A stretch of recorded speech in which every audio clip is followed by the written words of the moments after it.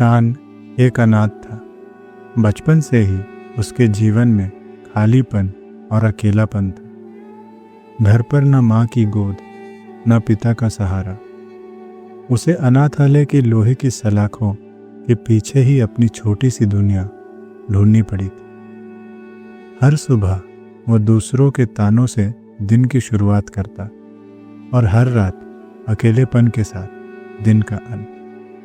लेकिन भीतर कहीं एक आग जलती थी, खुद को साबित करने की, दुनिया को दिखाने की कि वो किसी से कम नहीं है। शुरुआत में पढ़ाई उसके लिए आसान नहीं थी।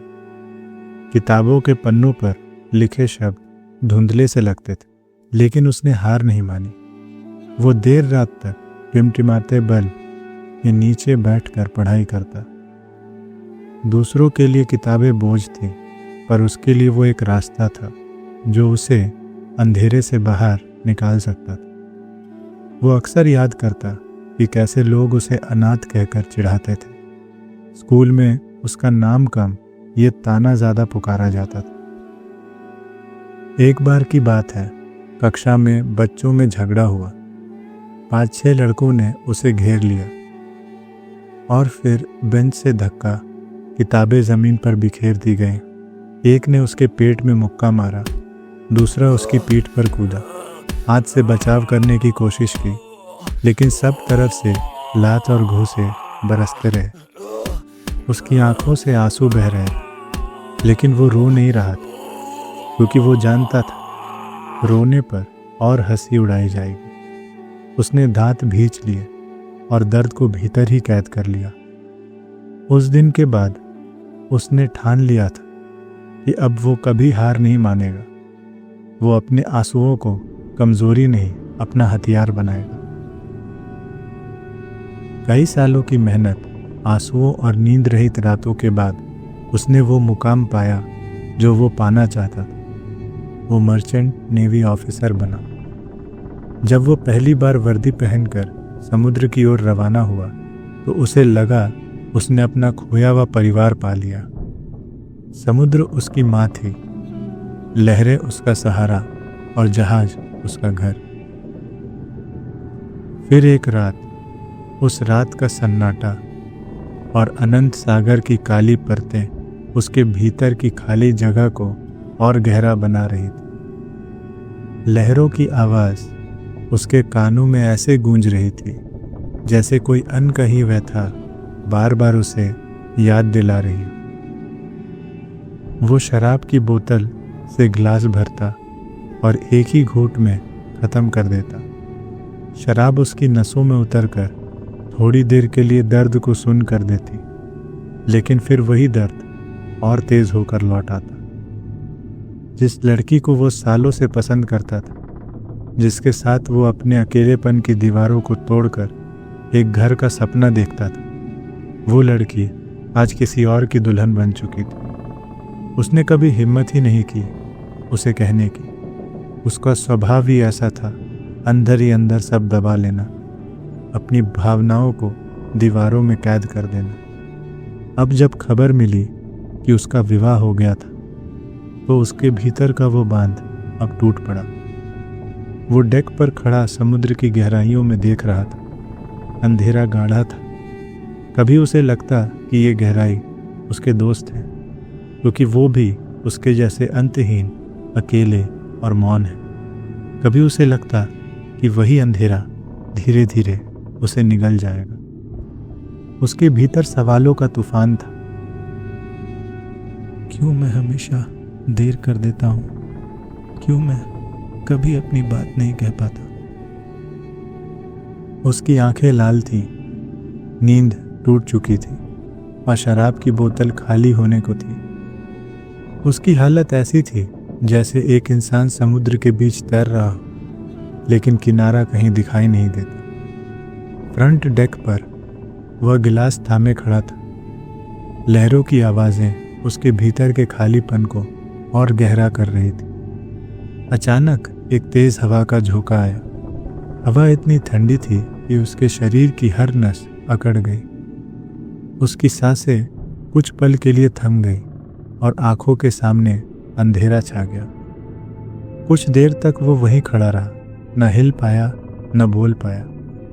शरीर बर्फ में जकड़ गया था। धीरे धीरे होश लौटा तो भीतर एक उलझन सी उठी, गले में जलन हुई और फिर मुंह से शराब के साथ कड़वा उफान बाहर निकलने लगा। वो डेक की रेलिंग पकड़कर वहीं झुक गया और उल्टी करने लगा। शोर सुनकर कुछ क्रू मेंबर भागे। उन्होंने उसे संभाला और कमरे तक खींच कर ले गए। किसी ने उसके माथे को छुआ, किसी ने बोतल को देखा। बहुत पी गया है ये, एक ने बड़बड़ाया। बिना ज्यादा पूछताछ किए वो उसे बिस्तर पर लेटा दिए। कमरे की रोशनी हल्की थी, पंखे की आवाज कमरे में गूंज रही थी। सबको लगा वो नशे में है, लेकिन भीतर उसका शरीर अब भी सिहर रहा था। आंखें बंद करने पर भी सामने वही काली लहरें थी, वही ठंडा झोंका जो उसके भीतर तक उतर गया था। उस रात कमरे में लेटे लेटे उसकी सांसें उखड़ने लगी। क्रू मेंबर अब जा चुके थे। दरवाज़ा बंद था। बाहर समुद्र की लहरों की गूंज और जहाज के धातु की कर्राहट कमरे में घुल रही थी। उसके कानों में अचानक अजीब आवाज़ आने लगी। पहले बहुत हल्की, कोई दूर से फुसफुसा रहा हो। शब्द समझ नहीं आते, पर आवाज़ की ठंडक सीधे दिल में उतर जाती। उसका शरीर भारी हो गया था, हाथ पांव सुन्न। आंखें खोलने की कोशिश की, पर पलकें जैसे पत्थर की बन गई हों। सीने पर दबाव बढ़ता गया, सांस रुकती गई। तभी उसके कमरे की हवा बदल गई। हवा में नमी घुली। उसके कान के पास एक सिरहन भरी सरसराहट उठी। अचानक उसकी गर्दन अकड़ गई। सिर अपने आप बिस्तर से उठने लगा। मुंह से कर्राहट निकली, पर वह उसकी आवाज़ नहीं थी। गहरी, कर्कश, टूटी फूटी ध्वनि, जैसे कई गले के साथ कोई बोलने की कोशिश कर रहा हो। उसकी उंगलियां ऐंठकर पंजे बन गई। नाखून चादर में धंस गए। पैरों की नसें तन गई। पेट से उल्टी की तरह कुछ उठता महसूस हुआ और उसके होंठ हिले। अब वो कमरे में अकेला नहीं। उसकी आंखें खुली, लेकिन उनमें उसकी अपनी चमक नहीं थी। चेहरे पर ऐसी मुस्कान फैल गई जो उसने कभी खुद नहीं की थी। उसके भीतर एक अजनबी चेतना ने जगह बना ली थी। वो अब भी सब महसूस कर रहा था, पर शरीर अब उसका नहीं था। वो कैद हो चुका था अपने ही शरीर में। कमरे के बाहर गलियारे में एक क्रू मेंबर ड्यूटी कर रहा था। अचानक उसे भीतर से अजीब सी आवाज़ें सुनाई दी। कभी घुटी हुई कर्राहट, कभी टूटी फूटी हंसी और बीच बीच में धातु खुरेचने की ध्वनि। ये शराब का असर नहीं है, ये कुछ और है। मुझे देखना चाहिए। उसने बुदबुदाते हुए दरवाजे की ओर कदम बढ़ाया। हैंडल पकड़ा और दरवाज़ा धीरे धीरे खोला।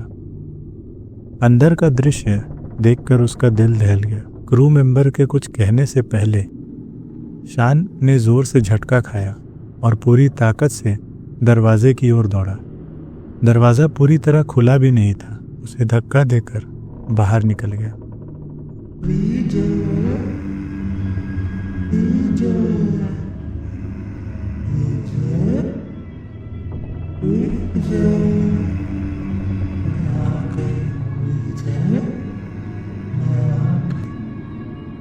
ऐसी आवाज में बड़बड़ाता वो गलियारे में दौड़ रहा। उसके कदम भारी थे, लेकिन गति अस्वाभाविक। शरीर कांप रहा था, पर चेहरे पर वही विकृत मुस्कान जमी हुई थी। हर कुछ सेकंड बाद उसके मुंह से वही नाम फूटता। गलियारे में बाकी क्रू भी शोर सुनकर बाहर निकल आए। सबके चेहरे पर डर और हैरानी थी। कोई समझ ही नहीं पा रहा था कि आखिर शान के साथ ये क्या हो रहा है। जहाज पर हल्की पीली बत्तियां जल रही थी।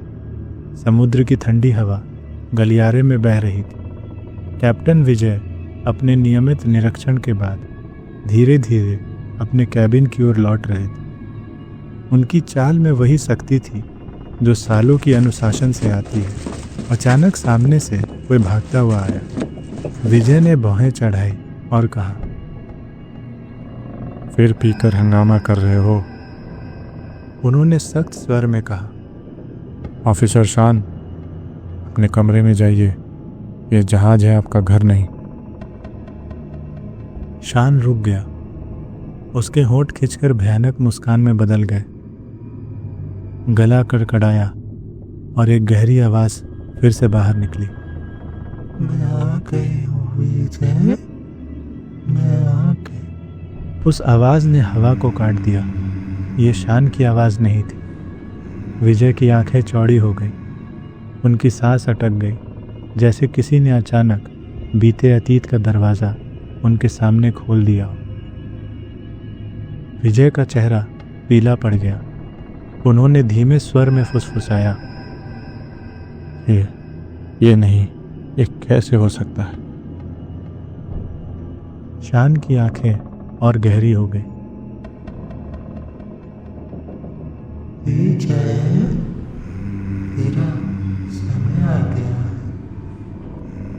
चल तो मेरे साथ। शान ने अचानक पास पड़ी मोटी रस्सी उठाई। उसके चेहरे पर पागलपन भरा हुआ था। उसने एक झटके में रस्सी कैप्टन विजय के गर्दन पर लपेट दी। विजय पूरी तरह स्तब्ध थे, न प्रतिरोध न चीख, बस आंखें फैलाए हुए खड़े रहे,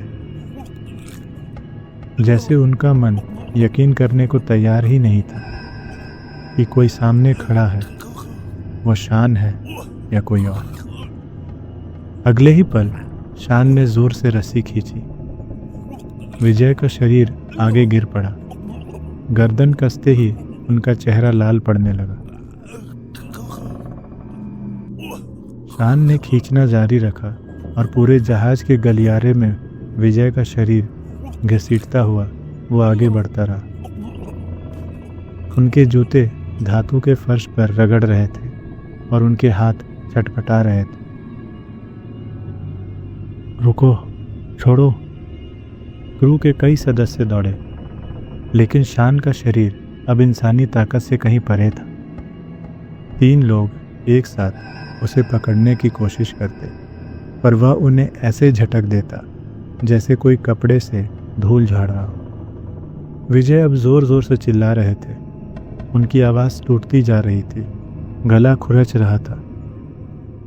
बच्चा, छोड़ दो, मुझे से गलती हो गई, माफ कर दो। उनकी आंखों से आंसू बह रहे थे और शब्दों में डर नहीं बल्कि अपराध की सच्चाई छिपी थी। जहाज का हर कोना अब भय से भर गया था। क्रू के लोग भाग रहे थे, कोई हथियार उठाने दौड़ा, कोई कैप्टन को छुड़ाने की कोशिश में था, लेकिन शान की आंखों में सिर्फ एक नाम गूंज रहा था, विजय। उस आवाज में इतनी नफरत और प्रतिशोध था कि हर किसी की रूह कांप गई।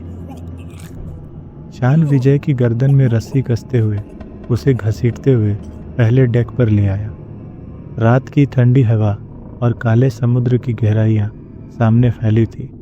रस्सी खींचती जा रही थी और विजय का चेहरा नीला पड़ चुका था। उसकी छटपटाहट कमजोर होती जा रही थी। बच्चा, मैं मत मारो, मैं दोषी हूँ। इसी बीच फर्स्ट ऑफिसर रजत दौड़ता वो पहुंचा। उसके हाथ में पिस्तौल थी। उसने जोर से चीखा, शान, रुक जाओ वरना गोली मार दूंगा। रजत ने हथियार कसकर पकड़ा। उसकी उंगलियां ट्रिगर पर थी, पर उसी पल शान के चेहरे पर एक भयानक मुस्कान खिंच गई। शान ने अचानक विजय की गर्दन पर इतनी जोर से लात मारी कि हड्डियां टूटने की आवाज गूंज उठी। विजय का शरीर ऐठा और उसकी चीख वहीं दब गई। रजत बदहवास खड़ा था। उसके हाथ कांप गए। पिस्तौल उसके हाथ से छूटकर ज़मीन पर गिर पड़ी। उसकी आंखें शव पर जमी रही और भीतर गहरा सदमा उतर गया। शान ने रस्सी को और खींचा और विजय के शरीर को डेक की रेलिंग से बांध दिया और एक झटके में उसने उसे बाहर ढकेल दिया। अब विजय का शव रस्सी से लटक रहा था, समुद्र के ऊपर हवा में झूलता हुआ। वो शरीर आगे पीछे हिल रही थी। रजत की सांसें तेज हो गईं। उसके कानों में सिर्फ हवा और शव के झूलने की करकर आवाज़ गूंज रही थी। वही सामने रेलिंग के पास खड़ा शान स्थिर था। उसकी आंखें शव पर टिकी थीं। उसके होंठों पर वही लंबी डरावनी मुस्कान फैली हुई थी। रजत के भीतर गुस्सा और डर अब नियंत्रण से बाहर हो चुके थे। उसने कांपते हाथों से पिस्तौल उठाया और ट्रिगर दबाया। गोली सीधे शान के पीठ में धंस गई। वह जोर से झटका खाकर जमीन पर गिर पड़ा। उसके होठों से खून बहने लगा और शरीर एकदम निशब्द हो गया। रजत ने गहरी सांस ली। उसके कानों में सिर्फ अपनी ही धड़कन गूंज रही थी। उसने सोचा अब सब खत्म हो गया। लेकिन तभी रेलिंग के पास खड़ी परछाई वहीं मौजूद थी, जहां शान अभी अभी खड़ा था। वहां अब एक धुंधली आकृति थी, लंबे काले बाल, फीका चेहरा, आंखों में गहरा अंधेरा। वो हवा में स्थिर खड़ी थी और उसका चेहरा सीधे रजत की ओर मुड़ा। रजत की आंखें फैल गईं। गले से मुश्किल से आवाज निकली, सावित्री। उसके होंठ कांप रहे थे। वह पीछे हटना चाहता था, लेकिन पैरों में जान नहीं थी। ये वही नाम था जिसे सालों से कोई जहाज पर लेने की हिम्मत नहीं करता। सावित्री कैप्टन विजय की पत्नी थी। वो महिला जो 10 साल पहले रहस्यमय तरीके से गायब हो गई थी, अब वो वहीं खड़ी थी। उसकी आंखों में आंसू नहीं थे, सिर्फ घृणा और प्रतिशोध की ज्वाला थी। सावित्री की परछाई धीरे धीरे मुस्कुराई। उस मुस्कान में दर्द था, पर साथ ही भयानक नफरत भी। उसने हाथ उठाया और विजय के लटकते शव की ओर इशारा किया। उसके इशारा करते ही रस्सी टूट गई और विजय का शव समुद्र में कहीं खो गया।